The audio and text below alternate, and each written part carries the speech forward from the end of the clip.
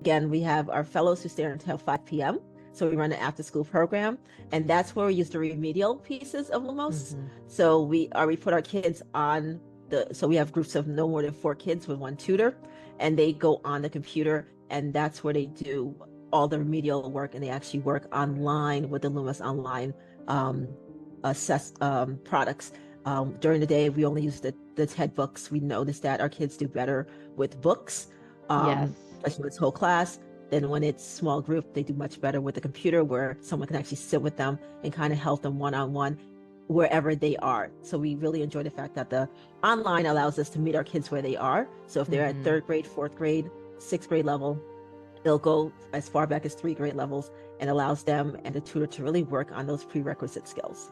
Okay, our kids are really doing well when it comes to vocabulary, or even like they're doing well when it comes to vocabulary when it looks at literature, but they're not doing well when it comes to vocabulary when it looks at informational. So that we know then, like when we are when we're picking our Lumos lessons or our IAB lessons, we're looking at informational vocabulary, and we're looking at, okay, what can we do to best help our kids understand context clues? Because that's what the issue is. It's not connotation or annotation, which is what it would be if it was literature. So being able to drill down to that piece is really important for us. We take our benchmarks in the fall. We run growth competitions throughout the year. So if we take our benchmark in the fall, our kids then are given a challenge to grow 10 points between their fall Lumos assessment and their winter Lumos assessment.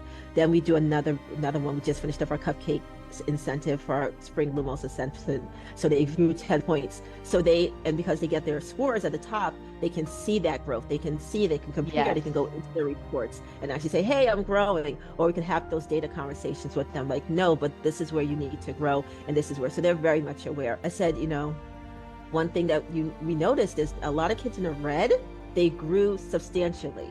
So even if you may not see your yellow and your green, your kids' proficiency growing, those kids who are at the bottom, they have moved so much. So the work you're doing is making such a big difference.